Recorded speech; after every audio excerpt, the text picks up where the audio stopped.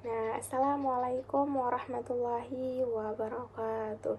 Halo teman-teman semuanya, perkenalkan nama saya Saudah.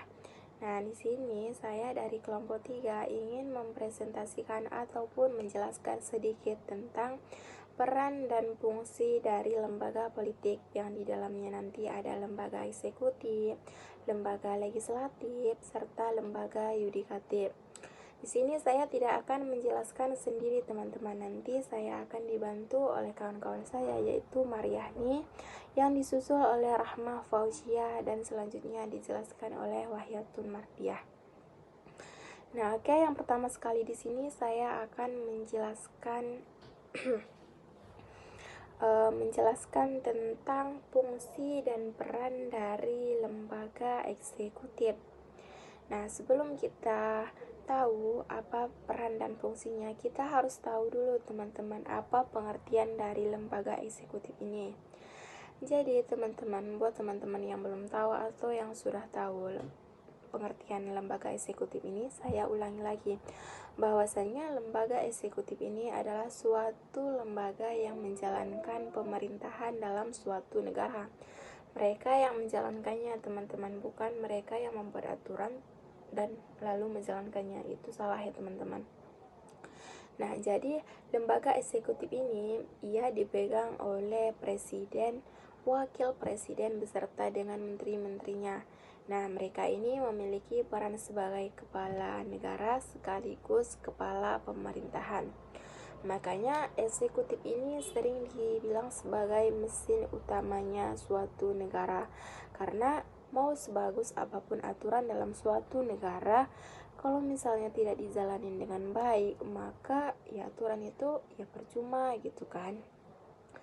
Terus presiden ini bukan hanya sebagai simbol, sebagai kepala negara yang duduk di istana negara, bukan teman-teman, tetapi ia adalah orang yang mengatur bagaimana jalannya suatu pemerintahan dan jalannya suatu negara gitu, mulai dari kebijakan ekonomi, pendidikan, kesehatan, sampai keamanan, itu semua dijalanin oleh lembaga eksekutif teman-teman. Di sini ada dijelaskan bahwasanya ada peran eksekutif dalam keamanan dan hubungan luar negeri. Ternyata teman-teman, selain mengurus dalam negeri, eksekutif ini juga punya tanggung jawab terhadap kondisi negara, dimana supaya kondisi negara itu tetap aman dan stabil gitu. Misalnya pas ada bencana seperti krisis ekonomi, banjir, konflik. Di sini pemerintahan ataupun pihak dari eksekutif harus cepat tanggap dalam menangani ataupun mengambil keputusan terhadap kasus tersebut. Kita ambil di sini contohnya dulu di kasus bencana alam yang terjadi di Sumatera. Yaitu banyak daerah-daerah yang terkena dampak oleh banjir yang terjadi gitu, seperti Aceh Tamiang, Aceh Singkil, Gayo Lues,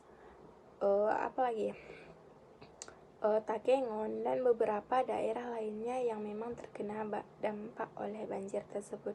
Disinilah dibutuhkan peranan eksekutif teman-teman.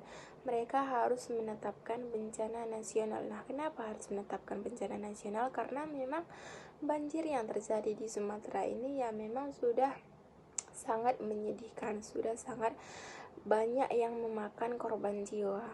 Banyak korban jiwa yang diakibatkan oleh banjir ini ya, karena memang akhir-akhir sebelum-sebelumnya curah hujan yang lebat, banyak SDM yang tidak tahu diri gitu, menebang pohon sembarangan, dan akibatnya ya mereka juga ke masyarakat yang tidak tahu apa-apa sama sekali. Tetapi kita di sini tidak menyalahkan dari pihak yang menebangnya teman-teman. Di sini kita membahas tentang peran dari eksekutif gitu. Jadi selain mereka menetapkan bencana nasional, mereka juga bertanggung jawab untuk menyediakan bantuan makanan teman-teman, seperti menyediakan bantuan makanan tadi, seperti makanan pokok, seperti makanan pokok, siap saji gitu. Nah, selain itu mereka juga wajib menyediakan pengungsian bagi yang terkena dampak banjir ini gitu. Karena kan apalagi di Aceh Tamiang banyak warga-warga yang kita tidak tahu mereka mengungsi kemana, bahkan ada yang apalagi yang anak-anak kan mereka tidurnya di mana gitu. Inilah peran eksekutif yang kita butuhkan, teman-teman. Nah, jadi peran eksekutif di sini adalah seperti pemerintahan daerah, seperti bupati, wakil bupati, wali kota, gubernur. Mereka ini kan punya tanggung jawab langsung untuk harus turun langsung ke lapangan untuk melihat bagaimana sih kondisi di daerah-daerah yang terkena dampak banjir tersebut. Bukan hanya kayak sekedar melihat berita gitu aja gitu, tetapi mereka seharusnya turun langsung ke lapangan. Nah, seperti Bapak Gibran kemarin, beliau langsung turun ke lapangan ke Aceh Singkil melihat bagaimana sih dampak dari banjir yang terjadi, apakah sangat menyedihkan atau gimana gitu kan. Dia langsung turun. Nah, itulah peranan dari eksekutif, teman-teman. Kita tidak hanya sekedar tahu bahwasanya kayak kita hanya mendengar atau menulis bahwasanya eksekutif ini tugasnya untuk menjalankan pemerintahan. Tidak, teman-teman, tetapi kita tahu, kita memiliki kesadaran diri sendiri. Kita melihat ataupun masyarakat melihat bahwasanya ini lembaga eksekutif yang hadir langsung turun ke lapangan. Kita melihat kehadiran mereka, bukan hanya kayak status ataupun kayak hanya sekedar tinta bahwasanya mereka ini gitu. Nah,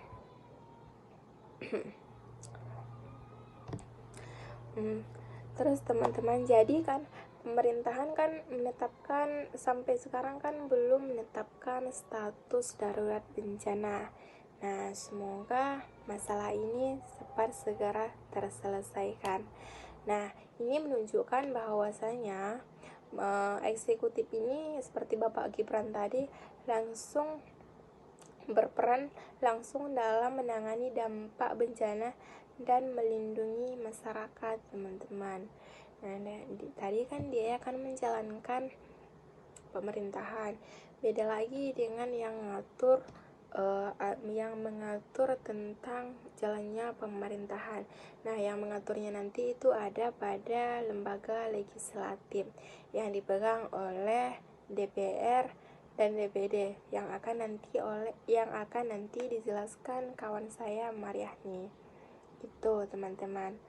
Oke, baik, terima kasih. Semoga mengerti. Semoga teman-teman sekalian paham dengan apa yang saya sampaikan. Nanti kalau misalnya ada yang belum paham, boleh tulis di kolom komentar dan akan kami jawab. Sekian, teman-teman.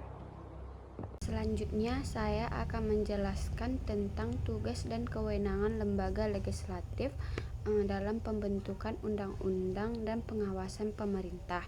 Sebelumnya saya akan menjelaskan apa yang dimaksud dengan lembaga legislatif. Nah, lembaga legislatif adalah badan atau dewan yang bertugas untuk membuat, membahas, dan mengesahkan undang-undang serta mengawasi jalannya pemerintah yang ada di Indonesia, diwakili oleh Majelis Permusyawaratan Rakyat, Dewan Perwakilan Rakyat, dan Dewan Perwakilan Daerah. Terutama bagi DPR yang memiliki tugas sangat penting dalam proses pembentukan undang-undang.